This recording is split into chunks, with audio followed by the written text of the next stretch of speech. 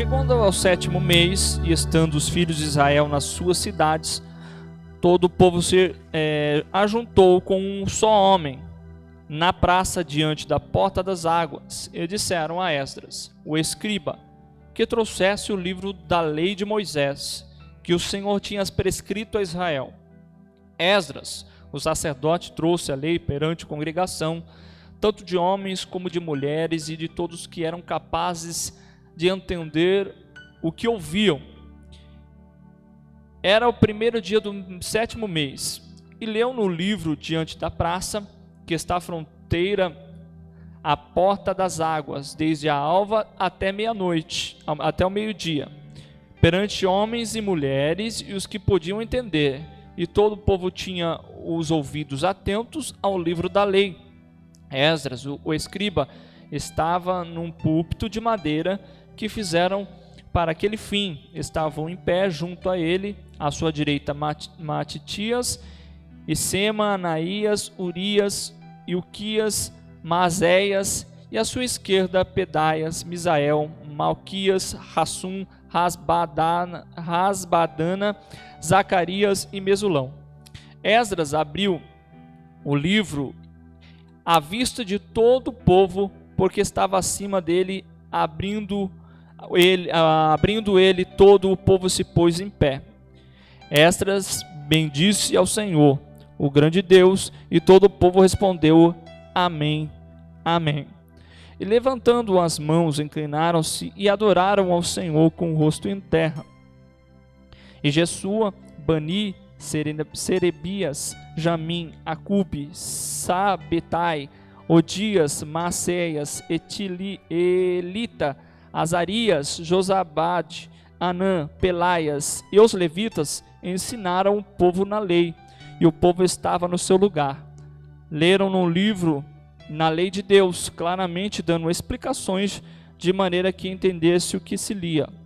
Neemias, que era o governador, e Esdras, sacerdote e escriba, e os levitas que ensinavam todo o povo lhe disseram: Esse dia é consagrado ao Senhor, vosso Deus, pelo que não pranteeis nem choreis, porque todo o povo chorava ouvindo as palavras da lei. Disse-lhe mais: Ide, comei carnes gordas, tomai bebidas doces, e enviai porções aos que não têm nada preparado para si, porque este dia é consagrado ao nosso Senhor. Portanto, não vos entristeçais, porque a alegria do Senhor é a nossa força. Os levitas fizeram calar todo o povo, dizendo: Calai-vos, porque esse dia é santo, e não estejais contristados. Então todo o povo se foi a comer, a beber e enviar porções e a regozijar-se grandemente, porque tinham entendido as palavras que lhes foram explicadas. Amém? Vamos fazer mais uma oração? Senhor Deus amado, quero, Senhor Deus, te agradecer, Pai amado, pela tua palavra que foi lida, e pedir, Senhor Deus, que o Senhor possa mencionar a tua palavra ao nosso coração, pregar, Senhor Deus, aquilo que nós temos necessidades de ouvir, Senhor Deus, que possamos, Deus, entender, Senhor Deus, aquilo que a tua palavra quer nos ensinar, que seja, Senhor Deus amado, o teu Espírito que ministre as nossas vidas e corações, Pai amado, e também que haja, Senhor, como ouvi, Senhor Deus, nesse texto, sobre a vida do povo, Senhor Deus amado, um quebrantamento em o nosso coração, Pai amado, em nome do Senhor Jesus Cristo. Amém? Pode se assentar, irmãos. O tema dessa mensagem é o dever de se expor à palavra de Deus. A palavra deve ser exposta.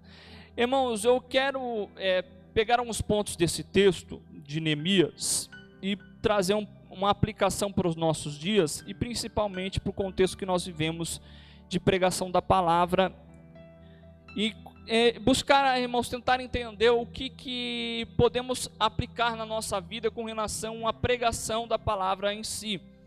Eu antes mesmo quero falar sobre alguns problemas que podem existir na edificação da igreja, porque nós estamos vivendo e lemos um contexto onde ele está, irmãos, voltado à edificação de Jerusalém, aos muros que foram derribados, às portas que foram queimadas, o templo que foi derribado e destruído, e ali existia uma grande obra a ser executada. E, irmãos, na edificação da igreja, no momento que nós colocamos a trazer edificação sobre a igreja, existem algumas ameaças que elas são eminentes para que a gente possa, irmãos, enfrentar. Eu posso dizer que existem dois tipos de ameaças. Uma que são as ameaças externas e as ameaças internas de dentro da igreja. As externas não muito importante em certo ponto, se nós não permitirmos que ela adentre e se tornem também internas, seja ameaças que venham para dentro da igreja. O que podemos, irmãos, mencionar de ameaças externas para o crescimento da igreja?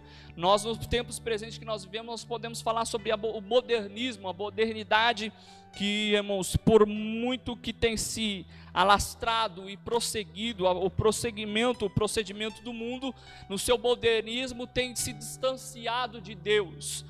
Nós podemos falar sobre o relativismo religioso e também sobre a relativização, melhor dizendo, das coisas, da verdade, falar sobre, irmãos, o que é relativo, o que é verdade, o que não é, o que se explica, o que se ensina dentro das escolas, o que se coloca na mente dos nossos filhos, por muitas das vezes, dentro das escolas, das universidades, aonde nós vivemos, o que tem sido explicado, a relativização da verdade, o que é verdade, o que vem a ser a verdade. Isso, irmãos, não pode ser relativizado. A verdade, ela é absoluta, única, e ela deve ser compreendida dessa forma. Podemos, irmãos, compreender como uma ameaça externa também o mundanismo, que se adentrando para dentro das igrejas, se torna então uma ameaça interna, mas externamente o mundanismo, irmãos, e a sua lei, as suas condutas, o seu procedimento, a sua forma de agir, a sua forma de pensar, todo, irmãos, esse mundo que a palavra do Senhor ela menciona, não como um sistema simplesmente físico, mas como, irmãos, um sistema que rege leis e pensamentos, uma cosmovisão mundana que por muitas das vezes ela penetra nos corações de muitas pessoas, afastando certamente, irmãos, da lei de Deus e dos seus mandamentos. Então, irmãos, essas são ameaças que são externas, mas que por algum motivo podem também ser internizadas, ou podem entrar para dentro das igrejas. É isso que aconteceu com Neemias, irmãos. O que tentaram fazer foi com que fizesse com que ele parasse a edificação de uma obra que ele estava realizando. O que é interessante que, irmãos, o coração de Neemias, ele foi contristado pela notícia que ele recebera lá no capítulo de número 1 de um dos seus amigos, e ali ele clamou a Deus, entrou em jejum e oração, e a saber do que acontecia com seus patriotas, com o povo, com a cidade aonde as tumbas dos seus pais estavam ali instaladas, ele se contrista, ele fica, irmãos, triste no seu coração. E, irmãos, no momento que ele se empenha a edificar, irmãos, o templo, edificar também os muros, edificar a cidade de Jerusalém, existe uma oposição interna, mas de que maneira nenhuma, irmãos, entrou para dentro, irmãos, das portas, eu posso dizer assim, contextualizando, para dentro das portas do templo, ou para dentro da vida, irmãos, daquele povo. O interessante é que Neemias, por mais que pudesse ouvir uma oposição externa, e por mais que possa existir uma oposição com relação à igreja e o seu crescimento, leis formadas, ou pessoas que tentam combater de várias formas o crescimento da igreja, ou, irmãos, mudando o nome de instituições que foram criadas por Deus, como a família, como o casamento, como muitas outras, irmãos, leis que Deus ele já determinou, já manifestou na sua palavra. Irmãos, o que é interessante é que Neemias, ele na edificação dos muros que ele se empenhou a fazer, lá no verso de número 6, no capítulo de número 6, verso de número 3, nós vemos uma passagem muito conhecida pelos irmãos, que é uma mensagem que Neemias ele direciona pelos mensageiros, porque existe uma obra que está sendo edificada. O que é dito por Neemias é que eu faço uma grande obra, e de modo que não poderei descer, porque cessarei esta obra enquanto eu a deixar. deixasse e fosse ter convosco. Ou seja, irmãos, contextualizando, não podemos parar de realizar a obra da edificação da igreja e do crescimento deste reino. Não podemos voltar os olhos ao mundo, não podemos, irmãos, nos basear naquilo que as pessoas veem, Sanbalates e Tobias, que se levantam contra, irmãos, a edificação da igreja, tentando frear o crescimento deste povo. Se nós dermos ouvidos ao mundanismo, se nós dermos ouvidos à modernidade, ao relativismo que o mundo, irmãos, se aplica, nós deixaremos de viver e, irmãos, cessaremos essa obra para podermos dar, irmãos, na verdade, ouvidos ao que está externo, irmãos, a esta obra. É isso que Neemias ele menciona. No capítulo de número 6, verso de número 6, não poderei descer, porque se eu cessar esta obra, enquanto eu a deixar e for ter convosco, ou seja, eu vou parar, eu vou dar um ponto, uma vírgula, para que possa prosseguir a obra. Então, irmãos, naquilo que nós temos empreendido de edificar a igreja, devemos ser, irmãos, sempre firmados em edificar, irmãos, a obra do Senhor.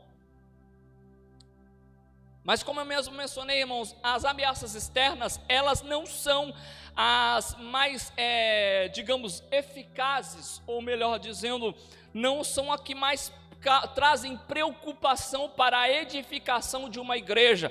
E eu digo igreja não somente na igreja de uma forma, de um âmbito universal, como a igreja una que nós conhecemos, mas eu digo também como uma comunidade local a qual nós nos encontramos, irmãos, nessa noite, e temos, irmãos, nos reunidos para poder falar da palavra de Deus, adorar ao Senhor pelos louvores, adorar a Deus e ouvir a mensagem do Senhor.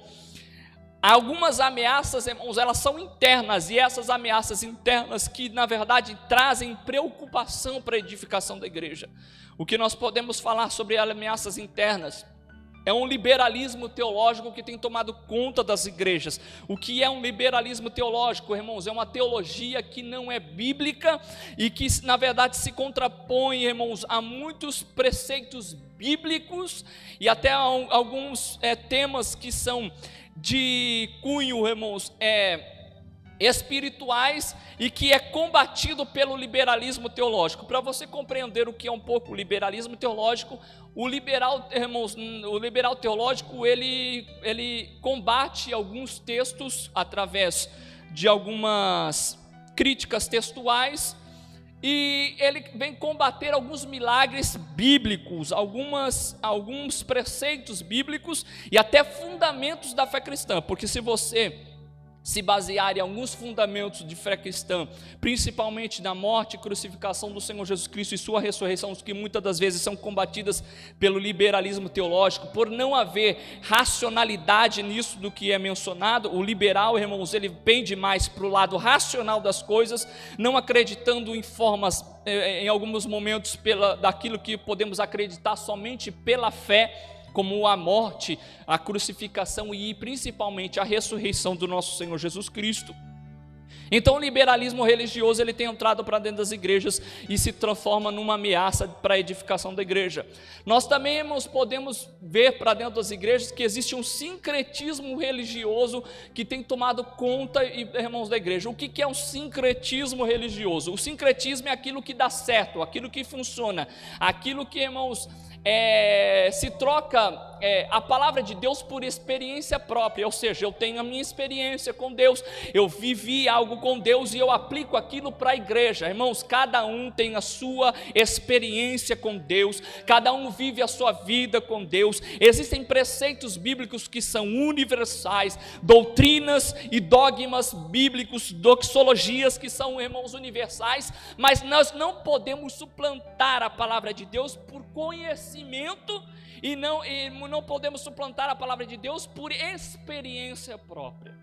O que é sincretismo religioso? Utilizar de objetos dentro dos cultos, irmãos, muitas das vezes do sentimento que a pessoa tem, daquilo que ela viveu, de momentos que ela teve, irmãos, de relacionamento com o Espírito de Deus, até mesmo com Deus, e querer transformar aquilo em um dogma, uma doutrina, ou transformar aquilo em algo que toda a igreja deve viver.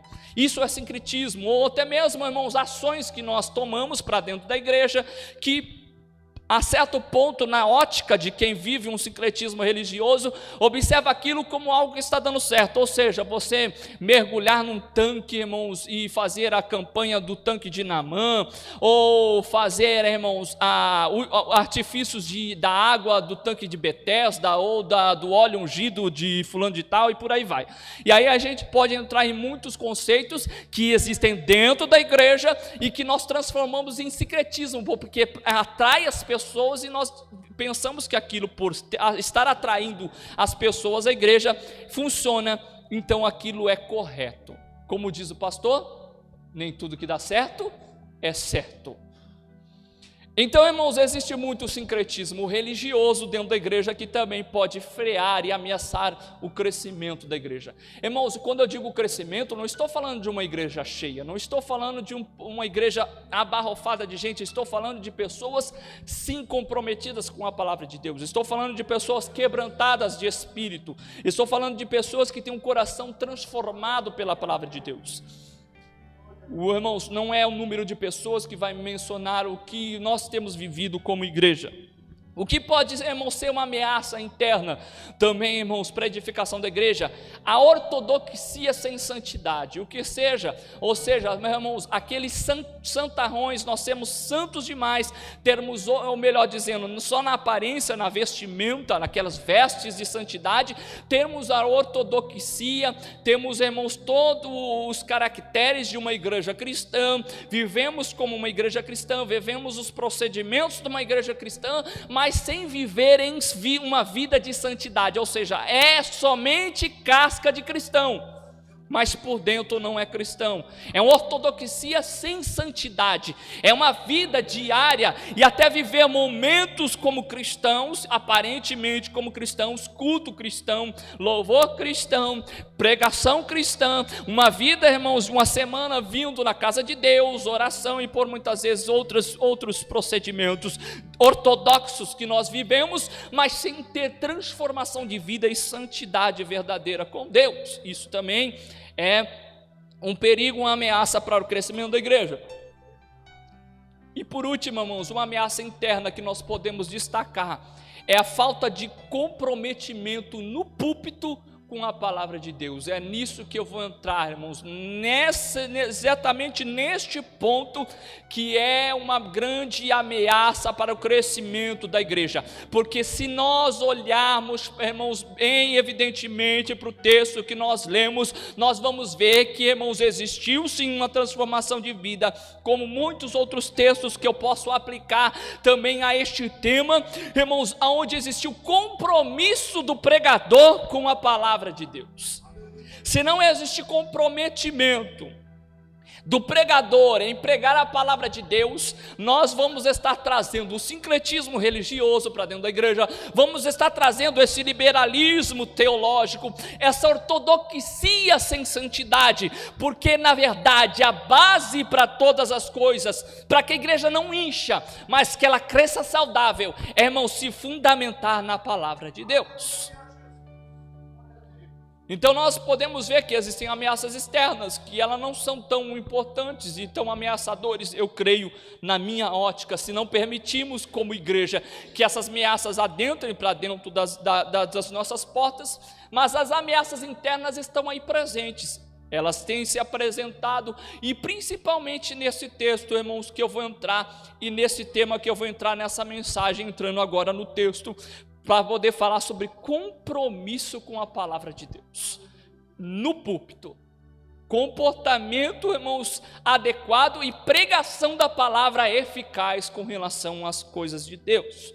Nós vemos no texto, volte aí, irmãos, ao texto, eu vou trazer duas divisões nesse texto, nesse esboço, que é compromissados com a palavra de Deus e o que a palavra de Deus produz em nossa vida. Primeiro ponto, os compromissados com a palavra de Deus. O que nós vemos no texto? Primeiro, verso de número 1.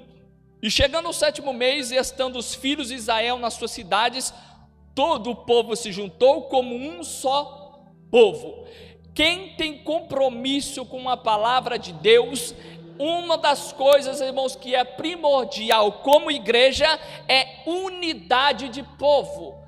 Nós, como uma igreja, um povo, irmãos, membros desse corpo, devemos ser unidos e ter um único propósito como cristãos, para crescimento da igreja, para ter compromisso com a palavra de Deus. Não deve existir pensamentos divergentes. Pastor, mas nós somos pessoas divergentes. Somos pessoas que pensamos de formas diferentes. Eu estou falando com relação, irmãos, ao dogma, com relação à doutrina, com relação, irmãos, àquilo que nós cremos, naquilo que nós acreditamos. Pensamos unicamente em uma forma, de uma maneira, e, irmãos, existe um único propósito que nós devemos nos empenhar como igreja. O povo estava ali como um só homem. Podemos também, irmãos, destacar que existe uma necessidade de uma vocação divina para que o homem possa anunciar a palavra de Deus. Vemos nos versos de número 1 e 2.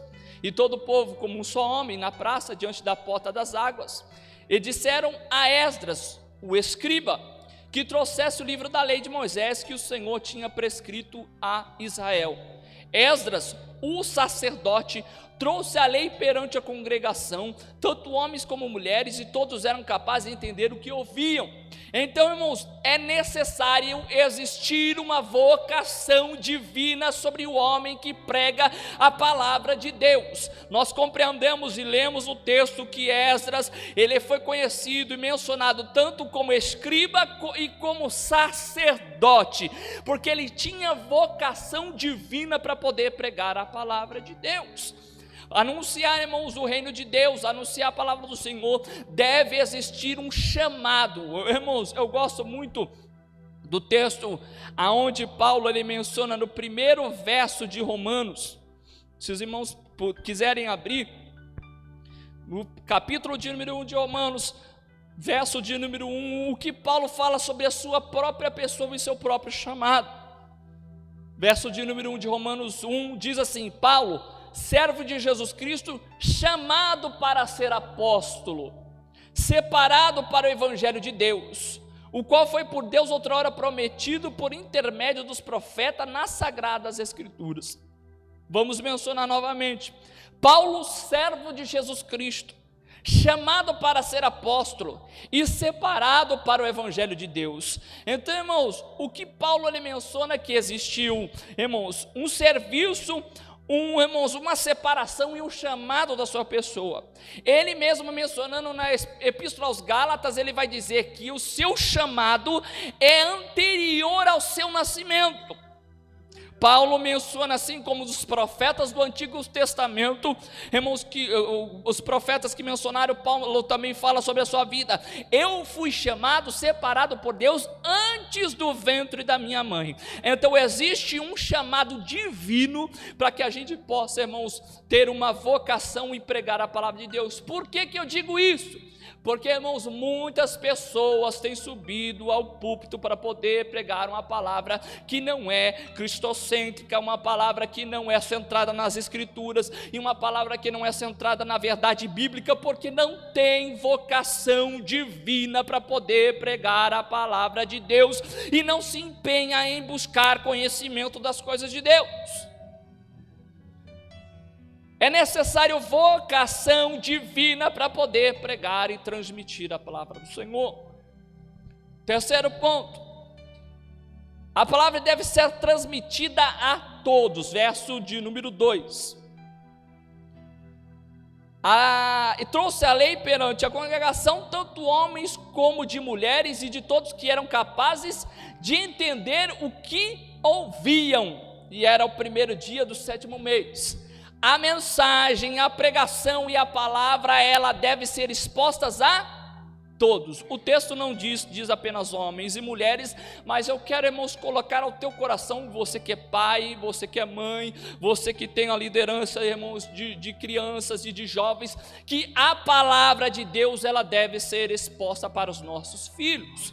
Todos quantos compreendem aquilo que for mencionado e tiverem, irmãos, discernimento de ouvir a palavra de Deus e guardar no seu coração, tem que ser aplicado sobre a vida também de nossas crianças.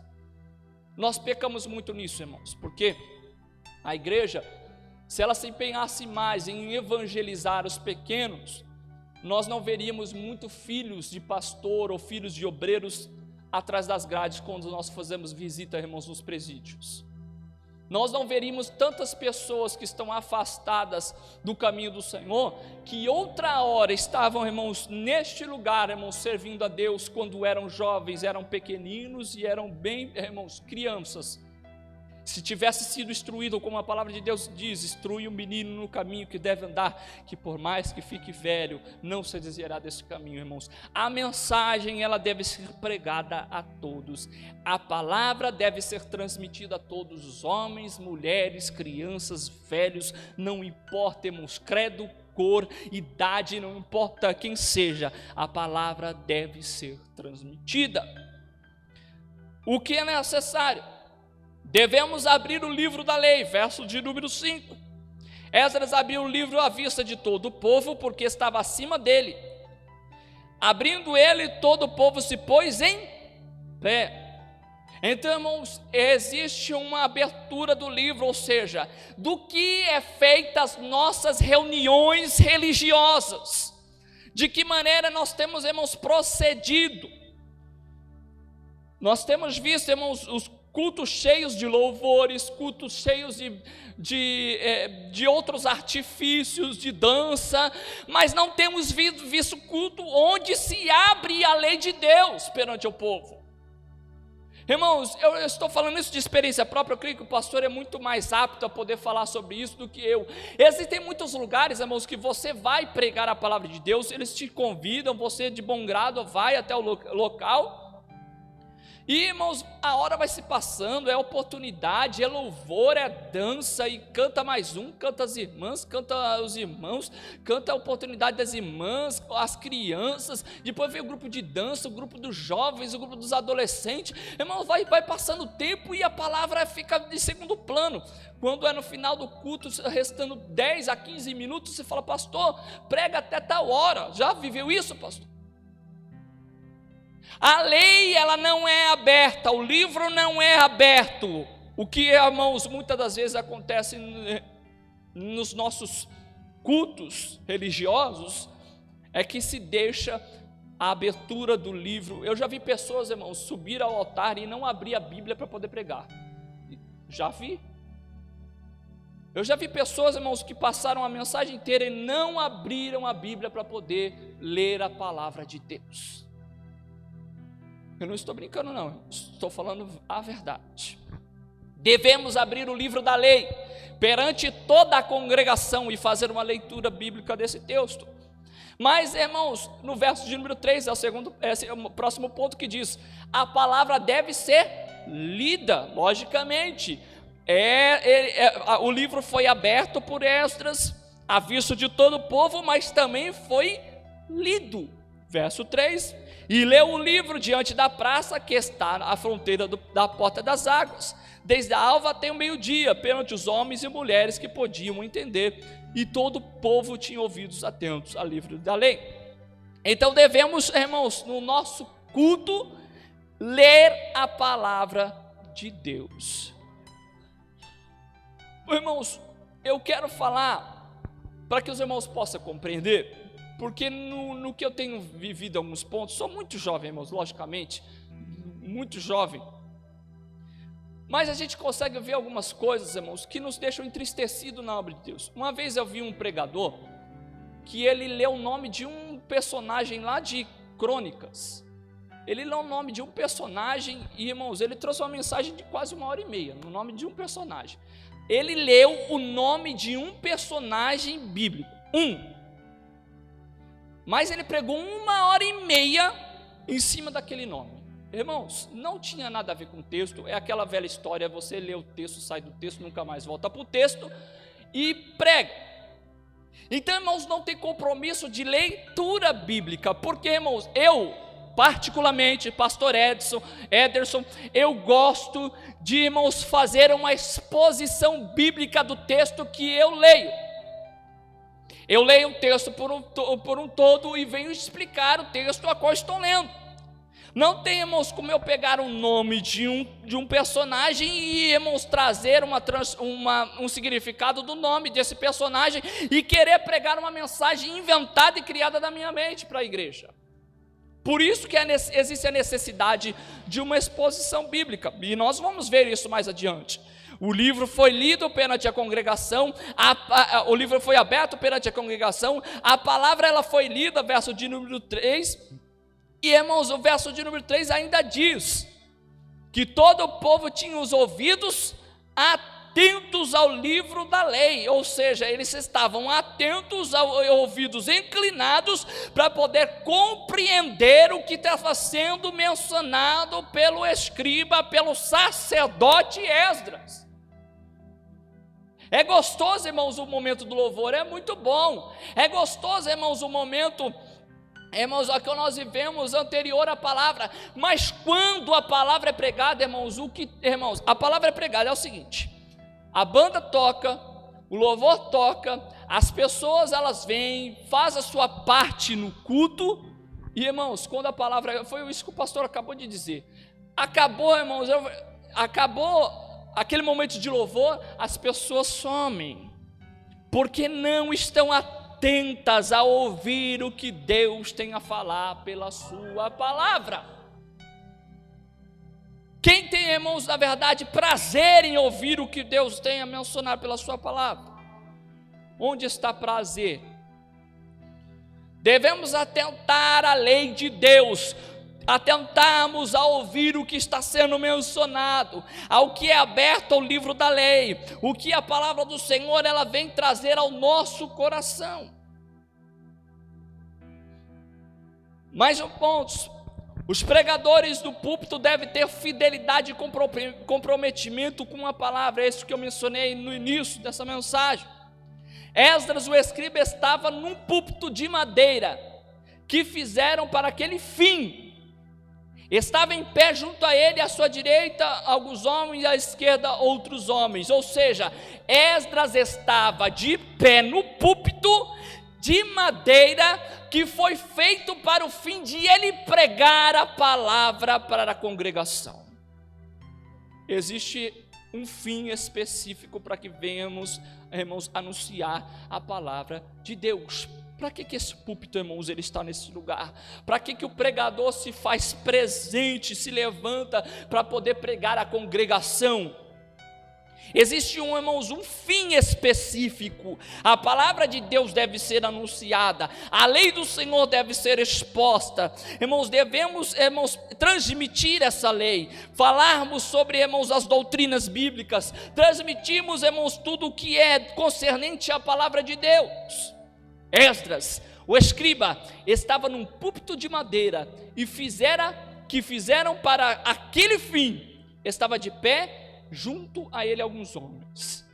Ele estava para poder pregar e ter comprometimento com a lei de Deus, compromisso com a transmissão da lei de Deus. Mais um ponto: a compreensão da palavra de Deus, ela deve trazer reverência e adoração a Deus. Verso de número 6. Esdras bendisse ao Senhor, o grande Deus, e todo o povo respondeu: amém, amém. E levantando as mãos, inclinaram-se e adoraram ao Senhor com o rosto em terra. Irmãos, ele transmitia a lei, ele manifestava a vontade de Deus, ele abria o livro de Moisés, explicava o que estava dentro daquele livro, transmitia para todos que estavam ali ouvindo, não somente ele, mas também como outros homens que estavam aqui mencionados no verso de número 6, que diz: e os levitas que ensinavam o povo a lei, e o povo estava no seu lugar. Ou seja, a mensagem, o livro deve ser aberto, deve ser lido, deve ser transmitido, deve ser ensinado, e isso deve trazer ao povo uma reverência e uma adoração a Deus. Eu, há não muito tempo, tem um pastor coreano, não sei se os irmãos chegaram a ver. Tem um pastor coreano que ele veio pregar no Brasil, e ele, irmãos, chegando aqui, ele ficou surpreendido com a falta de reverência dos cristãos brasileiros. Ele diz isso, você já viu essa mensagem, pastor? Pastor coreano, ele falou, ele mencionando na mensagem, ele fala assim: eu fiquei totalmente surpreendido como o povo cristão brasileiro é irreverente na casa de Deus. Do tanto que se levanta para ir ao banheiro, do tanto que se levanta para beber água, do tanto que se levanta para conversar, dos momentos do culto, irmãos, que se olha no celular, dos nossos cultos que viraram, na verdade, mais sessão de fotografia do que, irmãos, na verdade, um culto a Deus, e por aí vai. E eu não estou falando somente igreja, estou falando também, irmãos, em cima dos altares. Você vai ver muitas pessoas, irmãos. Existe a pessoa que é específica para poder fazer a filmagem, para poder fazer, irmãos, a divulgação? Existe. Mas o que nós somos irreverentes, no momento que nós nos apegamos, irmãos, estamos prestes a ouvir a palavra de Deus, a compreensão da palavra de Deus deve trazer reverência. Você vai ver que este povo era um povo que estava reverente. Quando se levantou para ler, todos ficaram de pé. Quando Esdras falou, todos disseram amém. E ali adoraram a Deus, porque tinham reverência. Existia reverência daquele povo. Inclinaram-se e adoraram ao Senhor com o rosto em terra. Existe um compromisso e devemos ter esse compromisso com a palavra de Deus em sua pregação. Isso, irmãos, é fundamental para o crescimento da igreja. Porque a própria palavra de Deus, ela produz em nossa vida, irmãos, um efeito. Irmãos, eu amo, existem louvores que eu escuto, logicamente que louvores que se apegam à palavra de Deus para poder transmitir uma mensagem, que naquele momento Deus quer falar conosco, irmãos. Eu lembro de uma oportunidade que eu estava passando por uma situação muito difícil, vai fazer alguns anos já, e meu coração estava muito contristado, estava muito entristecido. Eu não sei, irmãos, ao certo o quadro, que quadro eu teria, porque eu vivia muito triste, e Deus, irmãos, Ele falou comigo dentro de um carro, através de um louvor. Eu lembro disso. Eu lembro até mesmo do louvor, é um louvor do Sérgio Sais, chamado Pedro. Se os irmãos tiverem a oportunidade de depois buscar em casa, e ele fala sobre o momento que Pedro ele está andando sobre as águas, ele afunda e que ele clama a Jesus: socorre-me, Jesus. Existem, irmãos, mensagens que elas vêm através dos louvores e tocam no nosso coração, sim, pelo Espírito de Deus. Mas a palavra de Deus pregada, irmãos, ela, todo momento que ela é anunciada, ela produz em nosso coração, irmãos, algo diferente. Eu não sei vocês, irmãos, eu não sei qual é a compreensão, não sei o quanto que vocês têm o costume de ter uma leitura bíblica e se apegar à palavra de Deus através da leitura bíblica, mas existem momentos, irmãos, os irmãos que têm esse costume vão compreender o que eu estou falando, que você pega uma Bíblia, se clama a Deus: Senhor, fala comigo, e na leitura daquela mensagem, que por muitas das vezes você já leu aquele texto incessantes vezes, e o Senhor, irmãos, Ele entra no profundo da tua alma, e fala através daquele texto, ao ponto de você derramar as lágrimas, irmãos, em oração. Porque a palavra de Deus, ela produz em nossa vida, sim, irmãos, uma transformação. Vamos ver a partir do verso de número 9.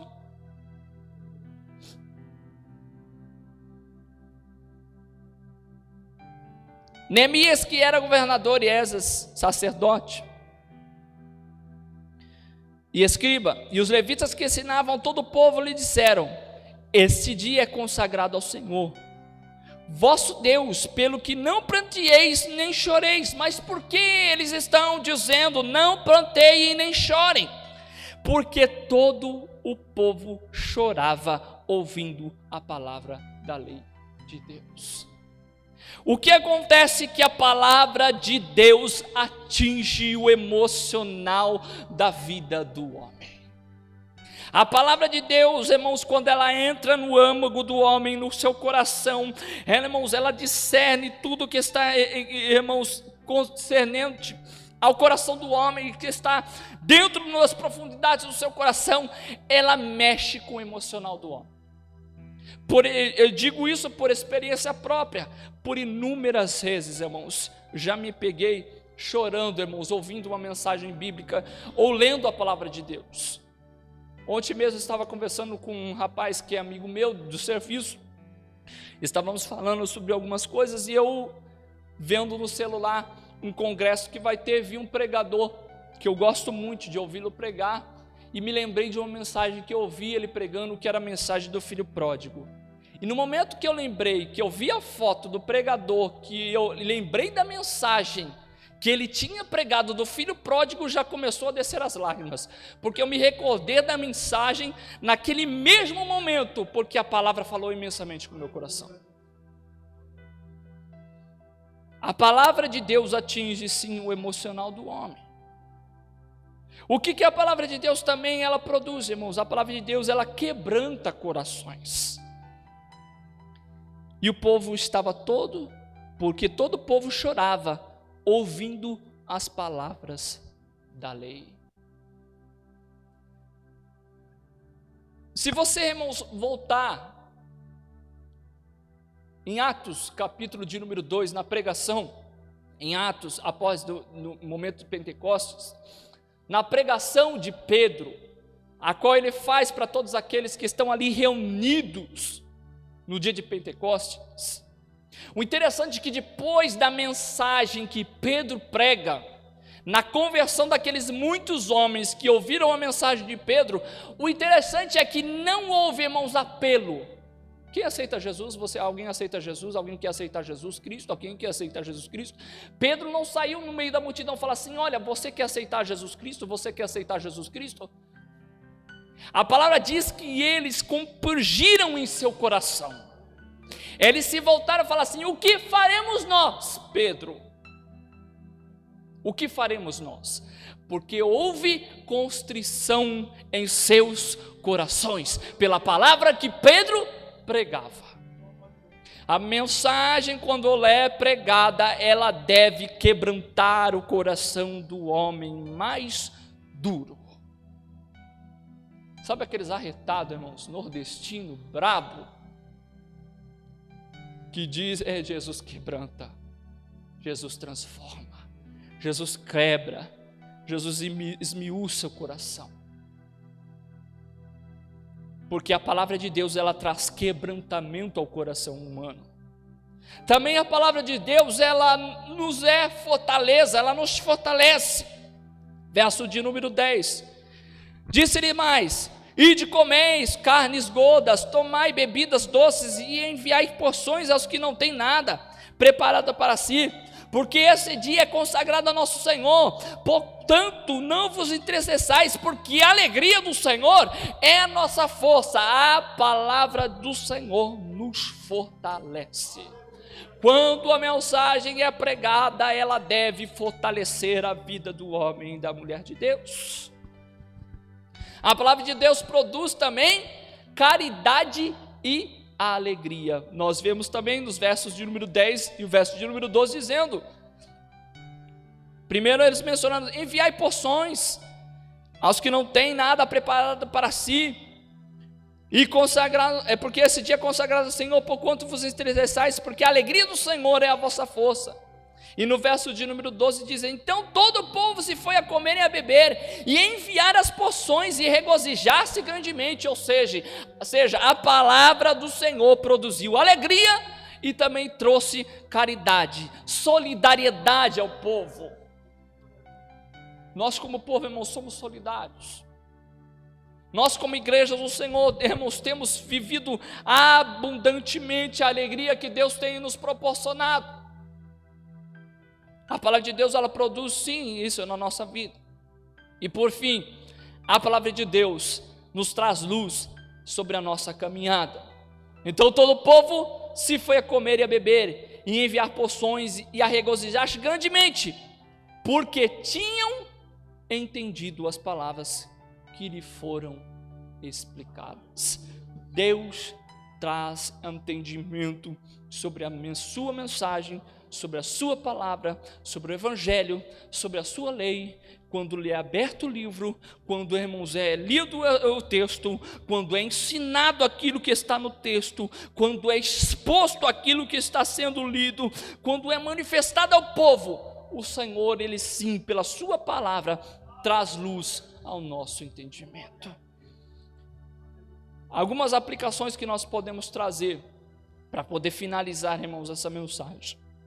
Devemos fazer uma exposição bíblica em nossos púlpitos. O crescimento da igreja, ele está mais atrelado e ligado, irmãos, a uma boa exposição da palavra de Deus do que qualquer outro fator que a gente possa entender, irmãos, que possa trazer edificação para a igreja. Devemos expor a mensagem bíblica sobre os nossos púlpitos, ensinar assim, irmãos, de forma didática, manifestar assim cada texto. Se for necessário, como o pastor tem feito, pegar um texto, um livro bíblico e ensinar ao povo sobre o que aquele livro ensina. É necessário fazer uma exposição bíblica em nossos púlpitos. Também, a palavra deve gerar em nossos corações o quebrantamento e mudança de atitude. Se mensagem for pregada, ela deve transformar o coração do homem. E por fim, é preciso pessoas comprometidas com uma pregação genuína da palavra de Deus.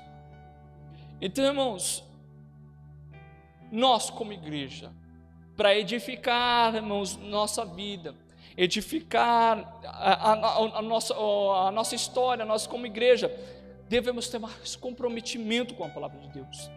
E isso principalmente, irmãos, deve surgir de nós, que temos sim o chamado de Deus, e fomos, irmãos, capacitados e separados e chamados para que Deus possa falar com o seu povo e com sua igreja.